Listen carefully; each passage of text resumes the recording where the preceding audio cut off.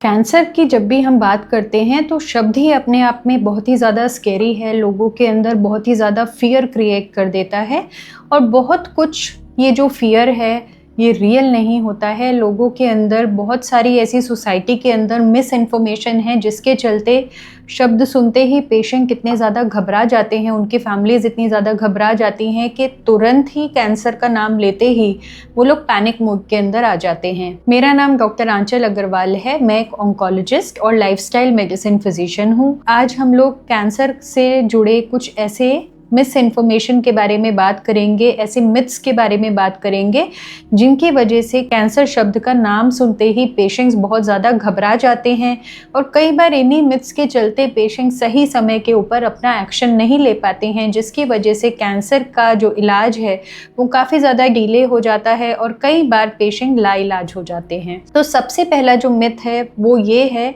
कि कैंसर की अगर हम बायोप्सी या नीडल टेस्ट या एफएनएसी करते हैं तो उससे कैंसर फैल जाता है। तो देखिए, अगर हम बायोप्सी या नीडल टेस्ट की बात करते हैं तो ओवरऑल जितनी भी स्टडीज़ है या रिसर्च कहती है उसके अंदर बायोप्सी की वजह से जो कैंसर का स्प्रेड होता है वो लेस देन 2% लोगों के अंदर देखा गया है। अब ये लेस देन 2% का मतलब है कि हर 100 में से लगभग 2 से कम ऐसे लोग हैं जिनके अंदर बायोप्सी की वजह से कैंसर स्प्रेड हो जाता है। अब ये जो 2 से कम लोग भी हैं,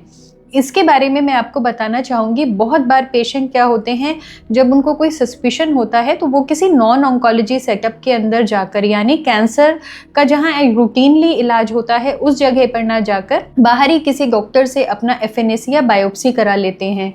बायोप्सी और एफएनएसी को सही डॉक्टर यानी कि उसको एक्सपर्ट से कराना बहुत ज़्यादा ज़रूरी है अपने ऑन्कोलॉजिस्ट की सुपरविजन के अंदर, क्योंकि गलत ढंग से ली गई बायोप्सी कई बार आपके कैंसर की स्टेज बढ़ा सकती है या कैंसर की जो सीडिंग है जिसकी वजह से आप बायोप्सी नहीं कराते हैं वो कर देती है। तो अ लॉट ऑफ कैंसर जो आपका ये मिथ है वो उसके ऊपर भी डिपेंड करता है कि आपकी जो बायोप्सी है वो किस पर्सन ने ली है, क्या वो पर्सन उस बायोप्सी स्पेसिमेन को लेने के लिए उनके अंदर जो अप्रोप्रिएट एक्सपर्टीज़ है वो अवेलेबल है या नहीं है। उसके बाद बायोप्सी को सही तरीके से लेना बहुत ज़्यादा ज़रूरी होता है। कई बार गलत ढंग से ली गई बायोप्सी की वजह से भी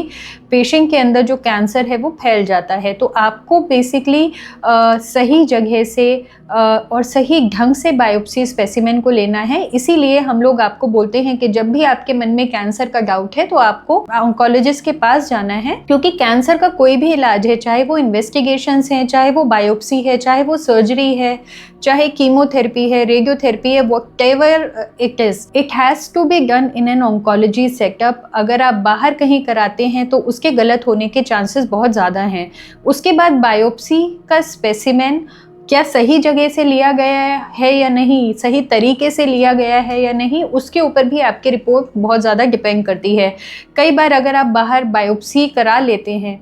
हो सकता है कि जो बायोप्सी का स्पेसिमेन है वो सही जगह से नहीं आए, जिसकी वजह से आपकी रिपोर्ट नेगेटिव आ सकती है और कई बार जिसकी वजह से आपको लगेगा कि आपके अंदर कैंसर नहीं है, लेकिन क्योंकि बायोप्सी की नीडल उस जगह तक पहुंच ही नहीं पाई है, इस वजह से रिपोर्ट नेगेटिव आई है, तो आपका इलाज जो है डिले हो जाता है। क्योंकि जब बीमारी और ज़्यादा बढ़ जाती है तब आप किसी ऑन्कोलॉजी सेटअप के अंदर जाकर जब रिपीट बायोप्सी कराते हैं तो कई बार वो तब पॉजिटिव आती है। तो इसीलिए कैंसर में जो बायोप्सी कराना बहुत ही ज़्यादा इम्पॉर्टेंट एक स्टेप होता है और लोग इस मिस इन्फॉर्मेशन या इस मिथ के चलते जो कराते नहीं हैं, इसको मैंने थोड़ा सा इलाबरेट करके बताया है कि बायोप्सी करने से लेस देन 2% चांस होता है कि आपका जो कैंसर है वो स्प्रेड हो जाएगा, और वो चांस भी उस सेटिंग में होता है जब आप किसी नॉन एक्सपर्ट पर्सन से अपनी बायोप्सी या एफएनएसी कराते हैं। तो बहुत ज़्यादा ज़रूरी है कि बायोप्सी को करेक्ट पर्सन से आपको कराना है जो कि रूटीनली उस तरह के केसेस से डील करते हैं। अब दूसरा मिथ है कि कैंसर जो है वो छूत की बीमारी है। कई बार जो पेशेंट्स और उसकी फैमिलीज होती हैं वो इस डर से अपने कैंसर का डायग्नोसिस नहीं कराती हैं या डिस्क्लोज नहीं करते हैं, क्योंकि उनको लगता है कि कैंसर एक छूत की बीमारी है और अगर हमने इसको सोसाइटी के अंदर डिस्क्लोज कर दिया तो लोग हमारा सोशल बायकॉट कर देंगे। तो आपकी जानकारी के लिए जो कैंसर के मोस्टली केसेस होते हैं दे आर नॉन कंटेजियस, यानी पर्सन टू पर्सन उसका ट्रांसमिशन नहीं होता है। बहुत ही रेयर ऐसी सिचुएशन है कि आपने किसी ऐसे पर्सन से ऑर्गन अपना ट्रांसप्लांट कराया है जिनको कैंसर है, तो उनके थ्रू आपके अंदर कैंसर के सेल आने की रिस्क होती है। बट यूजली जब भी आप कोई डोनर होता है, ऑर्गन डोनर होते हैं, तो उनके अंदर जो सर्जन्स हैं वो इस हिस्ट्री को ज़रूर चेक करते हैं कि वो कोई कैंसर सर्वाइवर या कैंसर पेशेंट तो नहीं है, तो इसीलिए ये रिस्क बहुत ही ज़्यादा कम होता है। तो cancer is not a contagious disease, इसके अंदर पर्सन टू पर्सन ट्रांसमिशन नहीं होता है। तीसरा है कि कैंसर का मतलब है, कैंसर की थेरेपी का मतलब है हेयर फॉल। तो आपकी जानकारी के लिए कैंसर का जो मेन इलाज है वो कीमोथेरेपी होता है, रेडियोथेरेपी होता है, सर्जरी होता है, इम्यूनोथेरेपी होते हैं और टारगेटेड थेरेपीज़ होते हैं। और इन सभी थेरेपीज़ के अंदर ज़रूरी नहीं है कि आपके बाल जाएं। बहुत सी ऐसी थेरेपीज़ होती हैं जिसके अंदर बाल जाते हैं, लेकिन बहुत सारी थेरेपीज़ ऐसी भी होती हैं जिसके अंदर hair fall is not one of the side effect. तो आपके कैंसर के लिए, आपकी स्टेज के लिए कौन सी थेरेपी होनी है, तो ये डिपेंड करेगा कि आपका हेयर फॉल कैंसर के इलाज के दौरान होगा या नहीं होगा। तो अगर आप इस डर से सही एक्शन सही समय पर नहीं ले रहे हैं, क्योंकि आपको लगता है कि अगर कैंसर का डायग्नोसिस आ गया तो उसकी थेरेपी में तो बाल चले जाते हैं, तो again that is a wrong thing. और अगर किसी वजह से आपके कैंसर की थेरेपी में आपके बाल जाते भी हैं, सपोज आपको उस तरह का कीमोथेरेपी दिया जा रहा है जिसके अंदर hair fall is one of the side effect, तो वो आप वापस से रीगेन कर लेते हैं। और कई बार जो हेयर ग्रोथ होती है वो पहले से भी अच्छी आती है। तो ये एक टेम्परेरी फेज होता है आपकी लाइफ के अंदर, और उसके डर से आपको कैंसर का इलाज अगर आप नहीं करा रहे हैं तो कई बार ये बहुत बड़ी गलती हो सकती है। उसके बाद कैंसर का मतलब डेथ। तो बहुत सारे लोगों को लगता है कि अब कैंसर हो गया, अब तो डेथ हमारी निश्चित है। तो ये भी बिल्कुल गलत है। अगर हम वर्ल्ड वाइड डेटा देखते हैं तो सभी कैंसर्स का मिलाकर 5 ईयर जो पेशेंट सर्वाइवल डेटा है वो लगभग 60% का होता है। अब कैंसर के अंदर आपकी डेथ होगी या नहीं वो बहुत सारे फैक्टर्स के ऊपर डिपेंड करती है,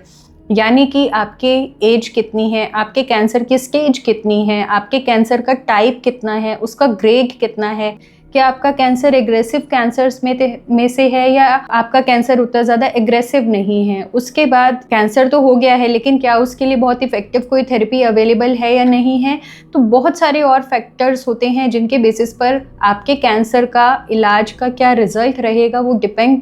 करता है। और कैंसर के अंदर आपका जो ओवरऑल आउटकम है इलाज का, तो वो बहुत सारे फैक्टर्स के ऊपर डिपेंडेंट होता है। कई बार ऐसा होता है कि कैंसर इलाज के लायक होता है, लेकिन पेशेंट की कंडीशन इतनी पुअर होती है कि despite being having like curable cancer, हम उनको क्योर वाला जो इलाज है वो दे ही नहीं पाते हैं। तो बहुत सारे ऐसे फैक्टर्स होते हैं जिनके ऊपर डिपेंड करता है कि आपका कैंसर जो है उसका ओवरऑल आउटकम कैसा रहने वाला है। तो इसलिए हर कैंसर का मतलब डेथ नहीं है, क्योंकि बहुत सारे कैंसर्स ऐसे भी हैं जो क्यूरेबल होते हैं, और बहुत सारे कैंसर्स के अंदर अगर आप अर्ली स्टेज के अंदर हमारे पास आते हैं तो वो कम्प्लीटली क्यूरेबल होते हैं। सिर्फ आपको इसलिए उससे डरने की ज़रूरत नहीं है। तो आपको प्रॉपरली जानना है कि आप किस स्टेज के अंदर खड़े हैं और आपका करंट सिचुएशन क्या है, रादर देन कैंसर को सिर्फ और सिर्फ डेथ सेंटेंस मान लेना। उसके बाद बहुत सारे लोग ऐसे होते हैं जिनको लगता है कि कैंसर का डायग्नोसिस होते ही हमको हर्बल या नेचुरल प्रोडक्ट्स की कंजम्पशन को शुरू कर देना है। तो आपकी जानकारी के लिए ऐसा कोई भी नेचुरल या हर्बल प्रोडक्ट आज के दिन पर अवेलेबल नहीं है जिससे कि कैंसर कम्प्लीटली क्योर हो सकता है। इनफैक्ट बहुत सारी ऐसी हर्बल या नेचुरल प्रोडक्ट्स होते हैं जिनकी कंजम्पशन अगर आप अपने कैंसर के ऑनगोइंग थेरेपी के बीच करते हैं, अपने ऑन्कोलॉजिस्ट को बिना बताए करते हैं, तो उससे कई बार आपके जो कैंसर की ड्रग्स होती हैं उनकी एफिकेसी कम हो जाती है। कई बार उनकी टॉक्सिसिटी भी आपके बॉडी के अंदर आ जाती है, जिसकी वजह से आपका जो कैंसर का इलाज चल रहा होता है वो कॉम्प्रोमाइज़ हो जाता है, उसके रिजल्ट्स कॉम्प्रोमाइज़ हो जाते हैं। तो अगर आप भी कैंसर के डायग्नोसिस के बाद किसी हर्बल या नेचुरल प्रोडक्ट की कंजम्पशन करने की सोच रहे हैं बिना अपने ऑन्कोलॉजिस्ट को बताए, या आप नेचुरल या हर्बल प्रोडक्ट्स को कैंसर का मेन इलाज समझ के कंजम्पशन कर रहे हैं और अपना जो एक्चुअल इलाज है उसको डिले कर रहे हैं, या आप ऑन्कोलॉजिस्ट के पास जाए बिना कोई भी ऐसा प्रोडक्ट कंज्यूम करना शुरू कर रहे हैं, तो अगेन आप बड़ी गलती कर रहे हैं, क्योंकि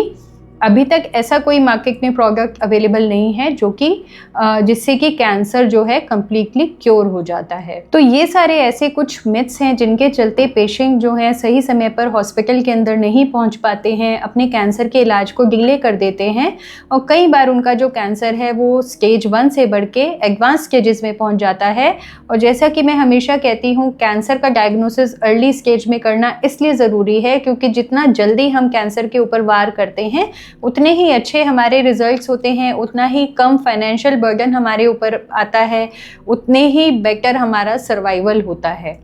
कैंसर से जुड़ा आपका कोई सवाल है तो आप बायो में दिए गए लिंक के ऊपर क्लिक करके हमसे कांटेक्ट कर सकते हैं।